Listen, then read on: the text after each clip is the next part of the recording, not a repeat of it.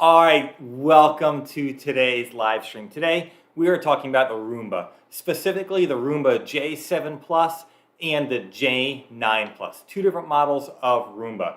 Now I've used the Roomba consistently in both my home and my office to give it a real world try.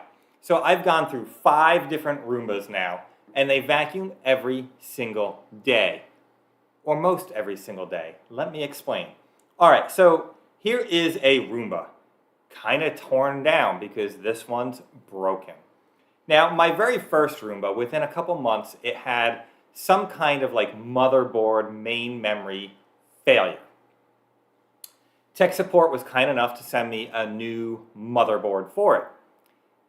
But it was a fairly new unit. Instead of taking the unit back and sending me a new unit, they sent me the motherboard. So I had to tear it open, figure that out. They don't give you instructions on that. And figure out kind of how to get to it, which for the most part isn't that terribly hard, but can be a little bit confusing, and get down to the motherboard. So these are all modular type pieces that plug and play. Like here's the scrubber, it just plops in. They've even sent me a new one of these for one of the Roombas. So, I mean, they should have just done it for me, just taken care of it, instead of making me do it. And you have to think that a lot of Roomba users aren't necessarily technical users. They just want the vacuum to work. So honestly, to me, that was a little bit annoying. But hey, whatever, they sent me the new motherboard piece, popped it in, Roomba started to work again. The battery's removable, and this unit's removable. The wheels are removable. There's a little motor here. All those things. So what's happened with my Roomba? So like I said, number one, the first one, the motherboard went bad pretty quick. What frequently happens is it has docking trouble. So when it's done vacuuming or when it needs to recharge, it needs to go back to its dock. It puts itself on its dock, it empties out the dustbin, and it charges. I have the Roombas that have a big removable bag, so it empties the little dustbin into a big bag. And the big bag option is great. I really like that feature. The problem is it would frequently send me messages that it can't communicate with the base. That's weird. It figured out how to dock, and it's charging, but it won't empty, and it won't update. It won't do a couple of the functions that it's supposed to do. So that happens frequently with it, and there really is no fix to it. It just has to figure it out again. You can unplug it, replug it in, take the battery out, put the battery in, whatever. It doesn't necessarily reset it. It's like a random weird problem that will happen. So that's the number one thing that keeps happening with the Roombas over time when they're mostly working. So there's that. Now on this dustbin empties itself, like I said, into the big bag. There's a sensor that essentially shoots a beam through here to here. And that way it can see if there's dirt. The problem is this, as you see, gets dusty. And when it gets dusty, it can't see through it, so it thinks it's full. And it gets dusty on the inside too.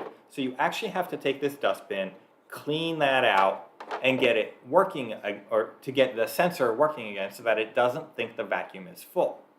Now in the app, I set mine to, if the dustbin is full, keep going. Ignore that, because it would do it so frequently. So I just assumed it was always wrong. That could be a mistake, but not really, because it was such a frequent problem. So that was an issue. Yeah, the little side brushes need to be replaced pretty often. They break a lot, and I get it. They're pushing up against stuff, and they get nicked. So be it, whatever. Now there's little charge contacts down here. These charge contacts get a little bit of dust on them, and then it won't charge. So what I did to fix that, see, everything with these vacuums seemed to be a little bit of a workaround. What I did with that was I put a little piece of carpet, like a little carpet square, leading up to the charge base. So it would go over that, and the carpet fibers would dust these off as it approached the charge base. So that helped a lot. But over time, these contacts just don't work anymore, and it doesn't make sense. They tell you use like the pink eraser to scrub that down, or a little piece of sandpaper. Eventually, they just don't work, and I don't know why. It doesn't make a whole lot of sense to me. I mean, they're perfectly conductive yet, but they stop working. So then it doesn't charge. The software has this really unique feature called quiet time. or quiet time, I think is what it's called. So I had mine in the house programmed where at 9 o'clock at night, it would go to quiet time and it should return home and charge and get ready for the next day's cleaning. Because I didn't want it to wake up my kids when they were going to bed or bounce against like their bedroom doors trying to get in.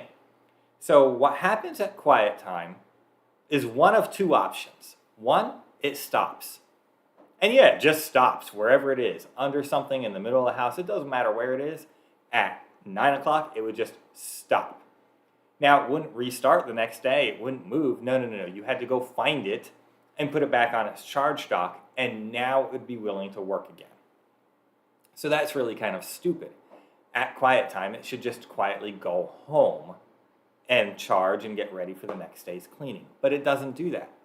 The other thing that would happen at quiet time, which is more often what would happen, is it would ignore quiet time completely and just keep vacuuming. So it was almost like a miracle the days when it did stop. Because more often than not, it would just keep going and completely ignore quiet time. So, it's kind of weird, especially for being touted as one of the smartest of smart vacuums. Now, the other thing that these vacuums are supposed to do is ignore obstacles or avoid obstacles. Don't go over wires, don't chew up wires, don't go over toys. The J7 Plus, initially when I got it, did fairly well with this. I still went over wires, it still bounced across toys, but not terribly. But as software updates came, it seemed to forget how to avoid obstacles. Then in one of my final go-arounds with tech support about problems with my J7 Plus, they decided to send me a brand new J9 Plus and touted how great and wonderful this vacuum is and how much smarter it is, when that wasn't my issue. My issue was it wasn't working anymore. It just stopped working. It had a catastrophic failure. But anyway, so I was kind of excited to try out the J9 Plus and see how much better it was. It was worse. It's almost like they made the thing dumber. Cables, right over top, wind them up, chew them up, spit them out. It didn't care. Toys, right over top. It's almost like the J9 Plus became the off-roading version of the Roomba, not the smarter version that would avoid obstacles better. So, I'm not convinced that the J9 was better than the J7. I almost would have rather had the J7 back at that point. This one's the J7 Plus.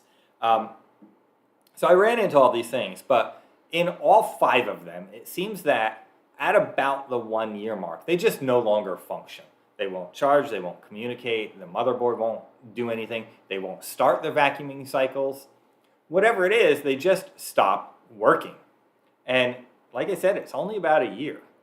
And I've gone through enough of them now to give them a good, honest try. It's not like I had just one bad one. No. I'm up to 5 total units. 4 of the J7s, 1 of the J9 Plus. And I honestly feel like for a vacuum, they should last more than a year. Yes, I know they're very mechanical and technical, and so therefore they're going to wear. I understand that, and I'm okay with that. But 1 year is just not enough. And then tack onto the fact that they just have catastrophic failure at 1 year, they have all these other glitches. They ignore the quiet times, they forget how to charge, they forget how to dock, they don't know how to go home at night. They won't restart if they didn't sit on their dock properly because it decided to just stop in the middle of the house. So overall, I am just finished with the Roombas. I do not think the Roomba is really the best vacuum. I did leave a link though down below to the Roomba in case you want to pick one up. Overall, it did a great job vacuuming when it would vacuum. The problem here, and the key word is when it would vacuum. It would not consistently vacuum because of these weird glitches and failures, and then at 1 year, they just decide they're done. They want to go to Retirementville, wherever that is, the big landfill in the sky. So I think a robot vacuum, even though they're highly mechanical and highly technical, should last more than 1 year. I mean, it's not like my house is extremely dirty. It's not like my house is extremely big. It just vacuums the house most of the time, every day, except for days when it couldn't figure out how to get started or get out of bed. I don't know. Maybe they just get grumpy and don't want to work anymore. So because of that, and because I've been through enough of them now to realize it's really a Roomba quality problem, I am moving on. I am moving away from Roomba. I am most likely going to a Shark now. I'm still doing a little bit of research here to make my final decision what kind of vacuum I get next. I do really like the fact that it does keep the floors clean. So I really would like another vacuum, and it's much easier than vacuuming yourself. I'm just not willing to invest in yet another Roomba. They fail too frequently, and they catastrophically fail too early. So that is my experience with the Roomba. Let me know what your experience has been. Let me know if you're going to pick one up. If you do use my link down below, I appreciate it. But also let me know you're doing it, because I'd love to hear your experience with the Roomba and hear if you're having a better time with Roomba than I had. Like I said, overall, when it would vacuum well. But the problem is, it's a when it would vacuum, not it always did vacuum. So I hope that helps. I hope you got something out of this. I'll see you in the next one.